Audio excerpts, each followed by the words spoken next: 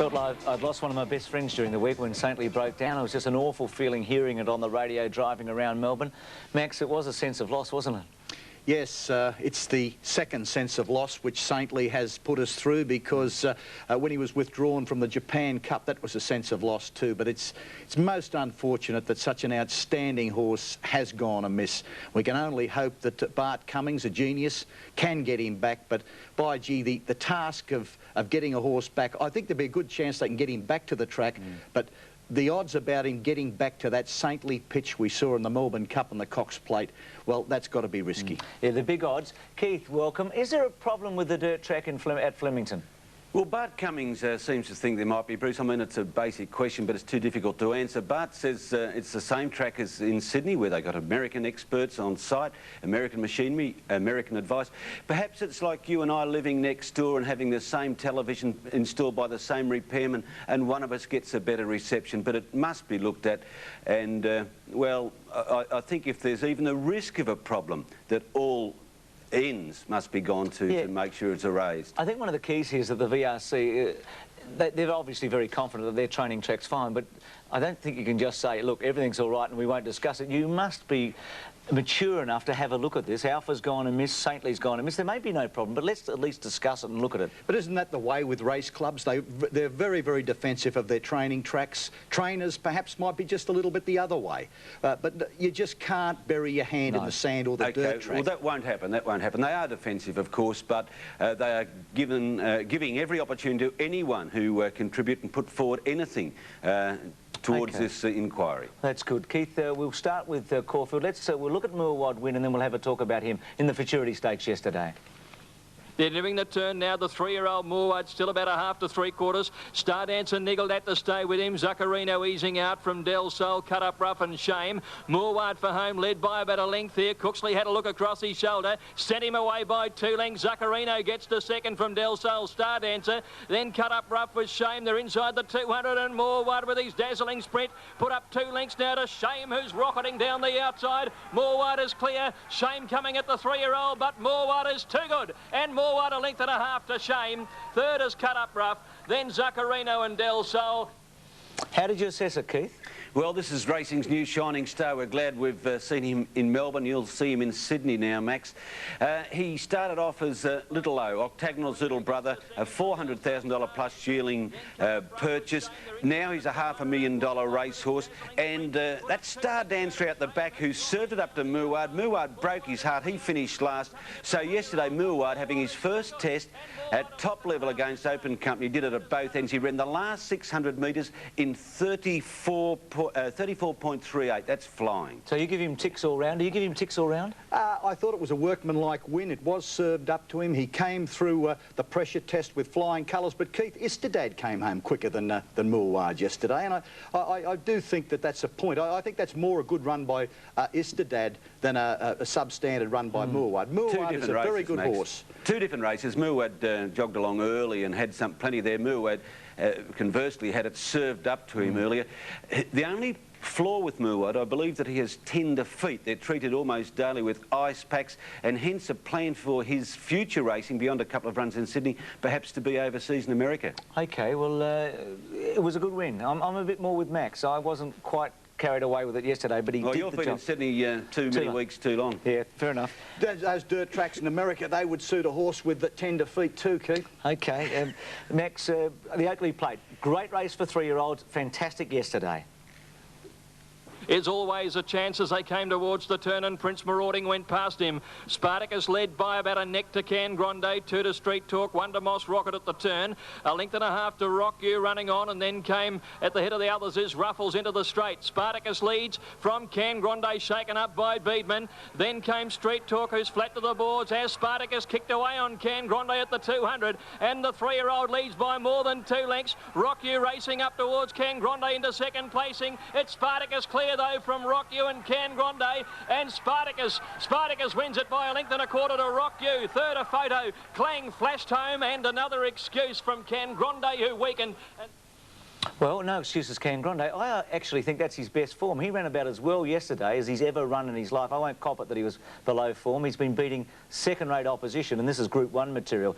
Keith, juggler second-rate opposition, no, but nevertheless, we I have take your been point underestimating Spartacus. I mean, his last 5 wins, I don't think he's ever started favourite. He's always at backable odds. And yesterday, Darren Beedman, it was the end of a treble for Darren. He rode brilliantly, and he sooled Spartacus out, wanting to get ahead of Ken Grande early, and he did that. And Spartacus was sensational. We say touching scenes or touching statements after the race in the presentation from Rick Horlacey, who said he'd been virtually out of the game financially a couple of years ago, and Reg Inglis was the only man who would support him. He gave him 100,000 credit in Sydney and the same in Melbourne. With that, he bought Spartacus, and he bought a horse called Great Supreme, who's the favourite in the last at Caulfield today. He said everyone else had wiped him, but Reg Inglis put him back into the game. good story. The horse is not going to run in the Newmarket?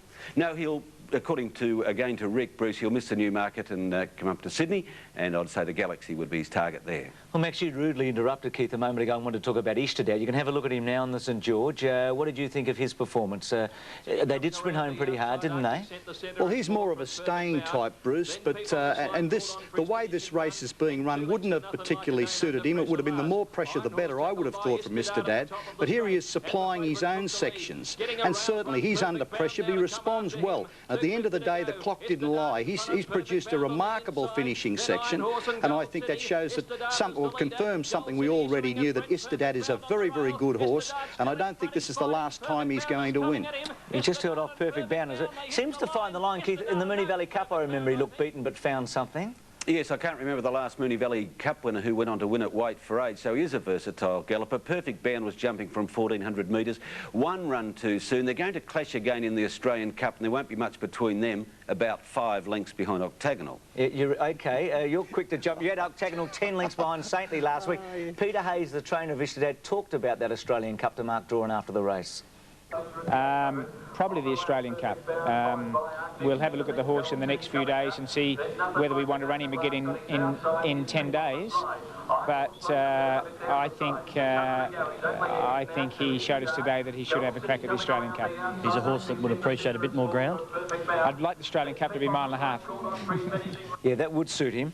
Canterbury Guineas yesterday. Good win into Gaze, wasn't it?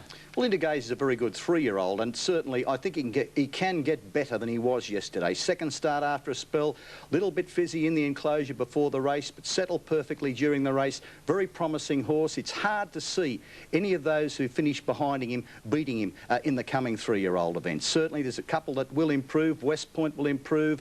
Great Command, I thought, was a trifle disappointing. I don't want to be on him for the rest of the autumn against these type of horses anyway. Well, he's had a pretty long run, hasn't he, Great Command, in New Zealand. Let's have a look at the closing stages of the Canterbury Guineas. 400 out, Might and Power, the leader. West Point goes to him pretty easily on the outside. Into Gazers after them now, and Great Command into the clear, taking a while to get going. At the 200, Might and Power fighting back. West Point's gone. Into Gazers grabbed Might and Power. They're clear of Great Command, but Into Gaze shot clear 100 metres out. Craig Carmody goes for home, and Into Gaze for the Canterbury Guineas. Into Gaze beat Might and Power, gallant in defeat. Second horse was a fair run, wasn't it? Might and Power. Well, he's graduating from midweek company. He's a good, tough horse, a genuine horse, but he was certainly more seasoned than his rivals yesterday, almost. I think you've got it right, Max. When you look at the finish of this race, there's nothing behind Into Gaze that you could really make a genuine case for reversing the finishing order when they meet again. Craig Carmody repaid a promise by his former master, Rod Craig, for a Group 1 win, and that promise made 14 years ago, I believe. Well, he's got a long memory. Yes. Well done. What about Guineas in the Skyline yesterday? 6 out of 6. This is the favourite for the Golden Slipper, John Hawke's trained horse. He looked to be pretty... I mean, it's hard to knock good horses, and we shouldn't do it. It didn't look to be a whole lot of improvement after this win. Oh no, and he was allowed to canter in front, which enabled him to produce a very, very fast last finishing section. It's Encounter outside of him. Certainly Encounter has greater scope for improvement. I wouldn't say Cassidy over-punished Guineas, but might have been able to find another neck. I think there's more improvement in Encounter. You don't knock winners, Bruce, and I'm not here to knock a winner, but I do think 5 to 1 about Guineas and the Golden Slipper at this stage is unders.